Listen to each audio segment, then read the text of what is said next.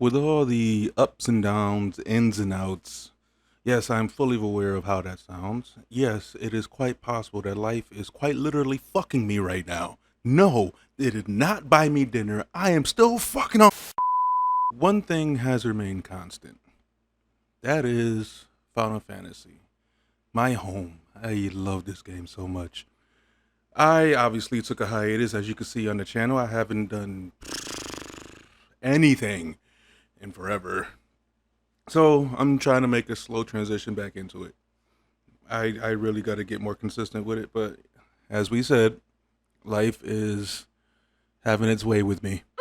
I wasn't really sure what to do for this video, so this is more of my thoughts, reactions, and I guess we could say predictions on some of the content in Final Fantasy XIV. So I don't have a script written up this time. There's going to be a lot of ums, ons, all that stuff. I'm going to try to keep it as minimal as possible. There's going to be a lot of rambling. I'm going to try to cut that down as minimal as possible. There's going to be a lot of editing for this video. So I figured the first thing I'd touch on would be the influx of new players, or as I've heard them referred to, the WoW refugees.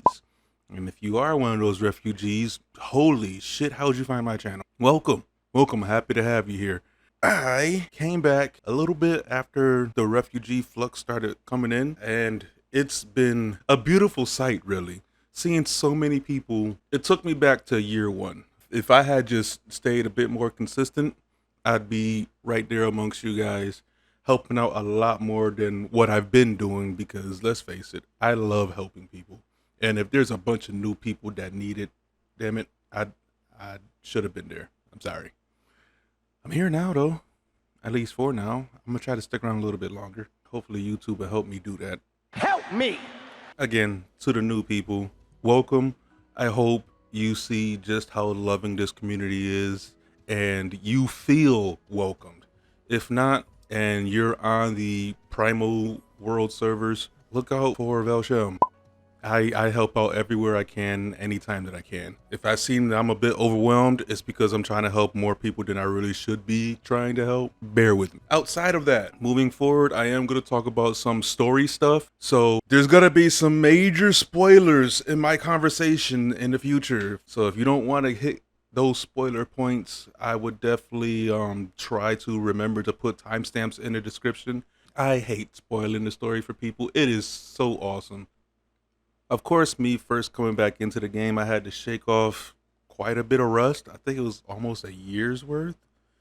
Ugh, fucking tastes disgusting just saying that. I had to shake off a lot of rust. So I did a lot of just duty roulettes, low level stuff with, you know, my best character that I have, because I main Black Mage. That's probably going to change once the new season hits, because whoo! As I began shaking off the rust and whatnot, I started moving on to newer classes, or newer to me classes, stuff that I just need to level up.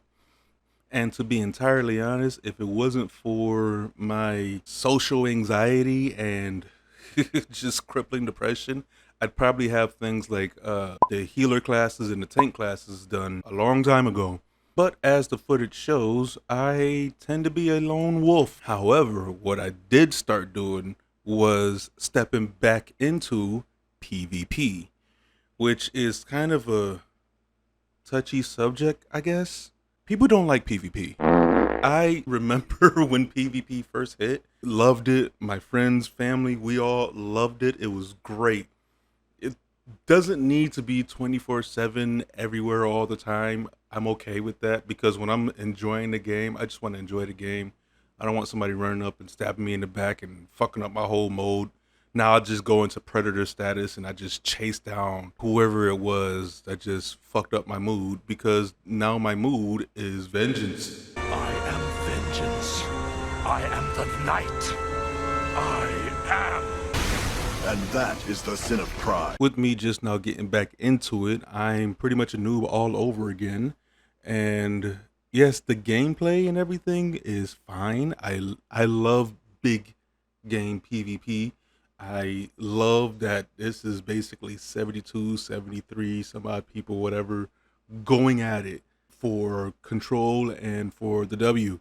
What I've noticed a lot of times is that players will be in here, and if they don't know what they're doing, rather than trying to pay attention and figure it out, or God forbid, hit the chat box and ask somebody, they just run around like chickens without a head. Obviously, that cost us the W.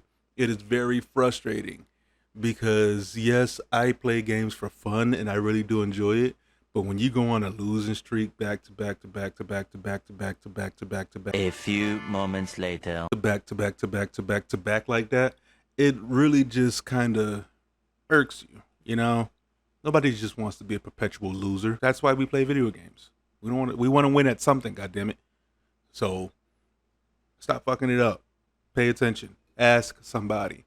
Hell, my limited knowledge, I can at least give pointers here and there, and it's real simple pointers too. Look at chat, stay with the group, pay attention to what's happening around you. There are those experienced people, or at least those brave, maybe foolish people, who will go out and ninja something into happening and just, steal points from the other team, or maybe even steal the W.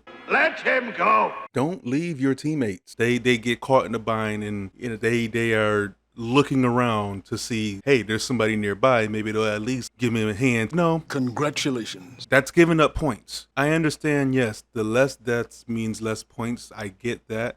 But at the same time, if you can save a nearby teammate and thus save those points from being taken easily by the enemy team, Do it! there have been a few games where we lost by minuscule points simply because that happened. And yes, I admit there have been plenty of times where I have not been paying attention.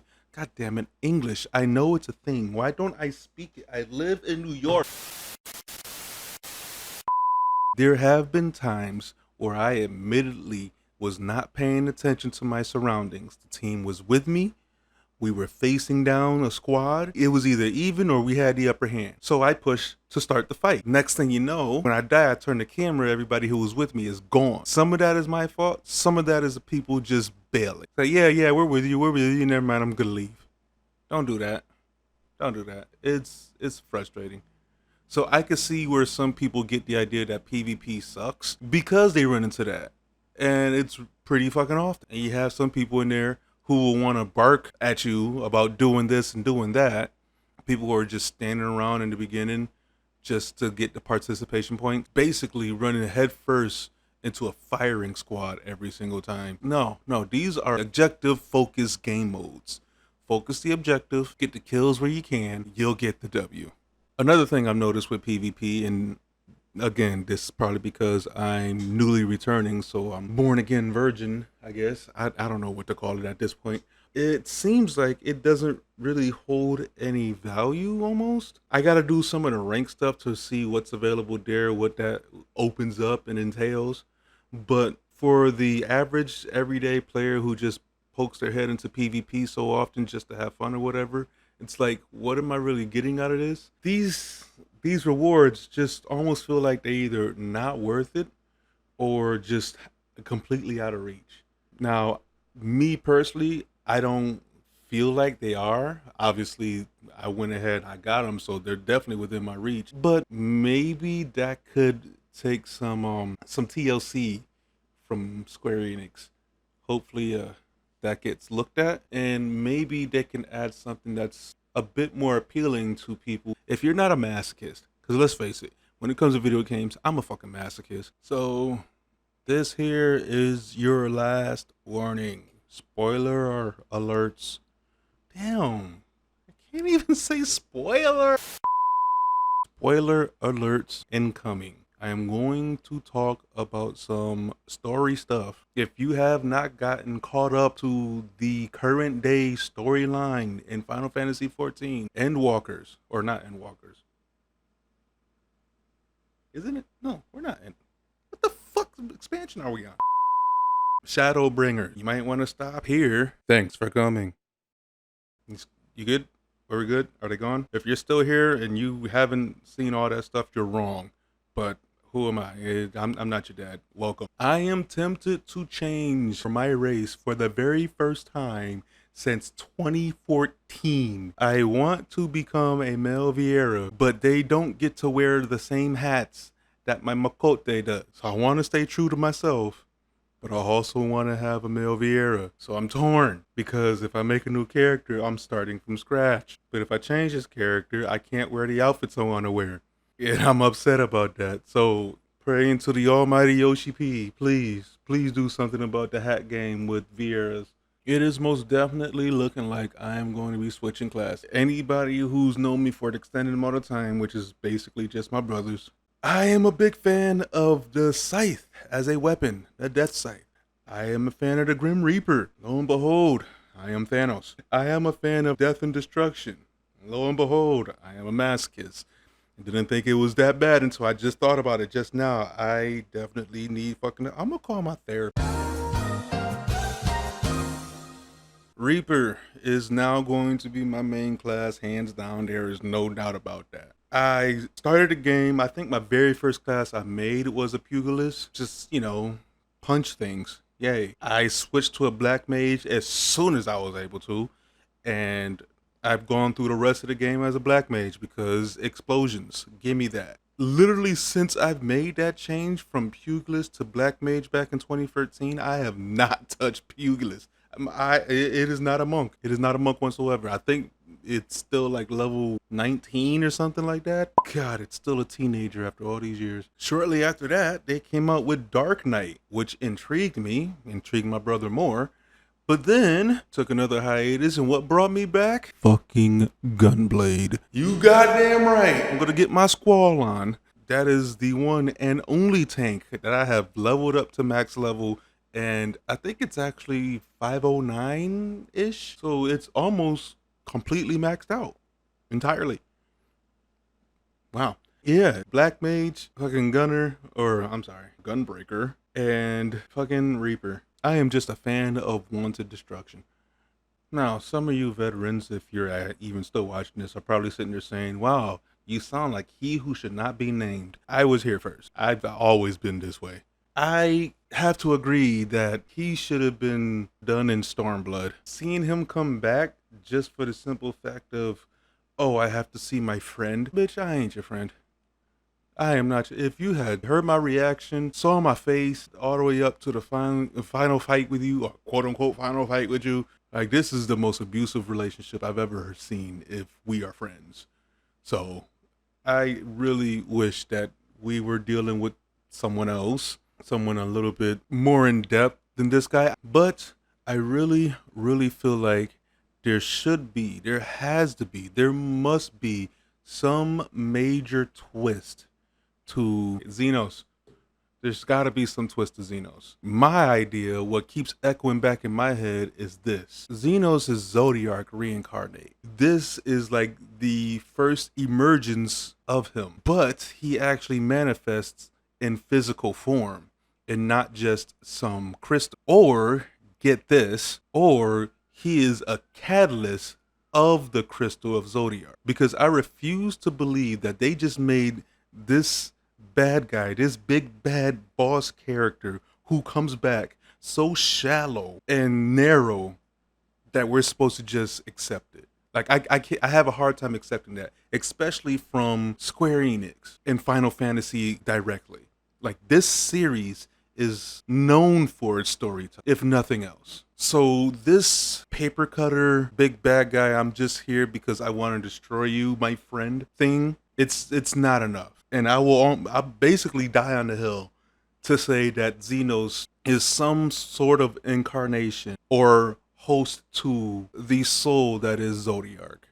And this is the lead into him coming into the final step. Because they said this is the final chapter of Zodiac versus Hydaelyn. At what point does Zodiac actually come in so that we can stop this threat? He can't just be a bad guy that we've never interacted with. We've spent literal years, I don't know, it's well over a decade now, that we've heard about this guy constantly, but never interact, never got to see, never know nothing from him. I think Xenos is it. He's got to be it. Now, has anybody else speculated that idea? I haven't heard it. And trust me, I listen and watch a lot of different videos and podcasts and this and that on Final Fantasy. I haven't heard a single peep about this idea. So if somebody has mentioned it, please bring it to my attention. I would love to talk to him about it and see what else they think in tandem with that, or maybe in opposition to it. Now, as far as the trick of the light, I don't think that's just a trick of the light. Now, this one I have heard floating around the community that we might be the missing, what was it, 13th, 14th member of the ASEAN Society or whatnot. Mr. Selk said that we don't remember our past, so who's to say that we're not that member? I'm willing to believe that we could be the missing member of the Council of ASEANs, and we turn out that we are on the side of Heidelin instead of Zodiac. Last thing I'm going to speak on is speculation of what's beyond. Now, both of my favorite games, that being Final Fantasy XIV and Destiny 2, are talking about their next season is the last season of this major story, but they're moving on to a different topic. Same game, just different topic. It's ironic, honestly, that this is happening. I'm not sure who's talking to who. Maybe they got a direct line, not necessarily the little red phone. It's probably just like a beige phone or something. Maybe they're communicating. It's like, yeah, let's go ahead and end this here now and start something totally crazy. I mean, it literally could be anything, but if I had to make a guess, it would be the exploration of the other worlds, other stars. There's still, what, 11, 10 others, that haven't been fucking destroyed already, that we can go check out. Because just because we've stopped these two doesn't mean the ASEANs haven't been working on the other shards. So let's say that we go over there and it's the eradication of the ASEAN, which I still feel is pretty fucked up, especially after we made that promise to MXL that we would at least remember them. You would think that maybe now that we have an understanding of it, we would try to at least maybe win some of them over. If we can't save them, they're too far gone, then yes, we would have to eliminate them. What? Say Lord.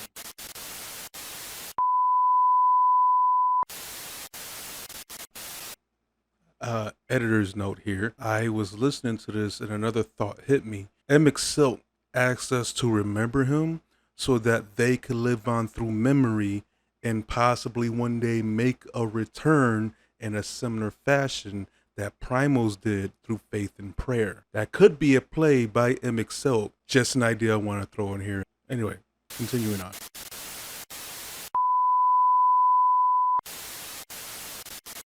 I am now holding the cat as if he is a baby in my lap. Anyway, long story short, my idea is that we're going to be moving on to one of, if not the other worlds.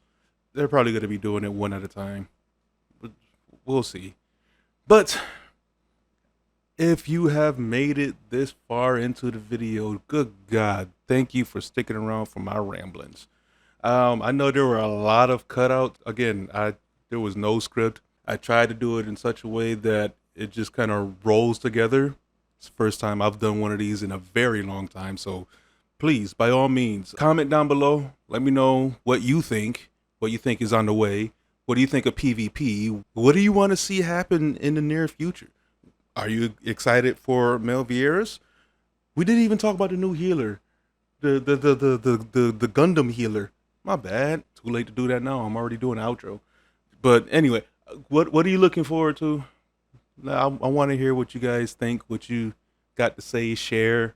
What do you want to yell about? Does my microphone sound like shit? I know I still got the AC on. My apartment takes nothing to get hot. And yeah, I'm gonna see you guys in the next one. Post editor's notes here.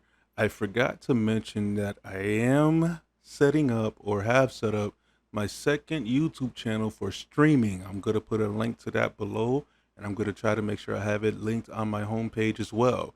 So, of course, with me starting a new job here and trying to get situated IRL, I still want to get back into streaming because that's what I enjoy. Hopefully, I can see you guys over there. I will no longer be streaming on Twitch. We'll talk about that one of these days. Long story short, I think Twitch got tired of my shit. So, I'm actually locked out of that account.